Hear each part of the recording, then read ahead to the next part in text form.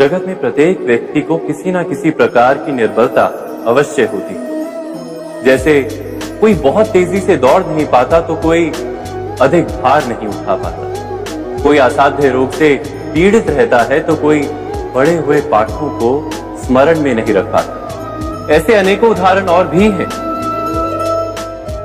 क्या आप किसी ऐसे व्यक्ति को जानते हैं जिसे सब कुछ प्राप्त हो और हम जीवन की उस एक निर्बलता को जीवन का केंद्र मानकर जीते हैं? इस कारणवश हृदय में दुख और असंतोष रहता है सदा। निर्बलता मनुष्य को जन्म से अथवा संजोग से प्राप्त होती है, किंतु उस निर्बलता को मनुष्य का मन अपनी मर्यादा बना देता है। किंतु कुछ व्यक्ति ऐसे भी होते हैं जो अपने पुरुषार्थ और श्रम से उस निर्बलता को पराजित कर देते हैं। क्या भेद है उनमें और अन्य लोगों में? क्या आपने कभी विचार किया? सरल सा उत्तर है इसका। जो व्यक्ति निर्बलता से पराजित नहीं होता, जो पुरुषार्थ करने का साहस रखता है हृदय में, वो निर्बलता को पार कर जाता है। अर्थात निर्बलता अवश्य ईश्वर देता है, किंतु मर्यादा मनुष्य का मन ही निर्मित करता है। स्वयं विचार कीजिए।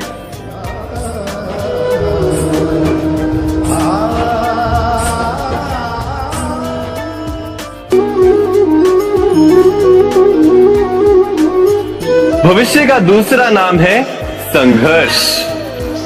हृदय में आज इच्छा होती है और यदि पूर्ण नहीं हो पाती तो हृदय भविष्य की योजना बनाता है। भविष्य में इच्छा पूर्ण होगी ऐसी कल्पना करता रहता है, किंतु जीवन ना तो भविष्य में है ना अतीत में। जीवन तो इस क्षण का नाम, अर्थात इस क्षण का अनुभव ही जीवन का अनुभव। पर हम ये जानते हुए भी इतना सा सत्य समझ नहीं पाते।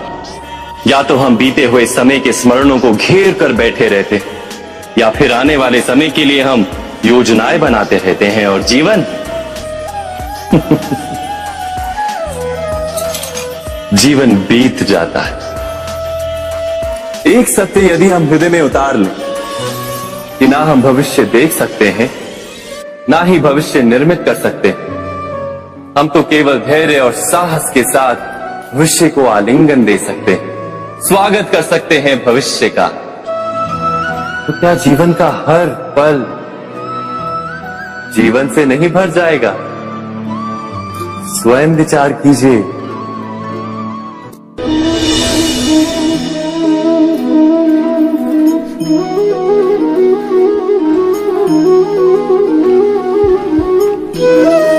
ज्ञान प्राप्ति सदा ही समर्पण से होती है, ये हम सब जानते हैं। किंतु समर्पण का वास्तविक महत्व क्या है? क्या हमने कभी विचार किया? मनुष्य का मन सदा ही ज्ञान प्राप्ति में विभिन्न बाधाओं को उत्पन्न करता है। कभी किसी अन्य विद्यार्थी से ईर्ष्या हो जाती है, कभी पढ़ाए हुए पाठों पर संदेह जन्मता है और कभी गुरु द्वारा दिया गया दंड मन को अहंकार से भर देता है।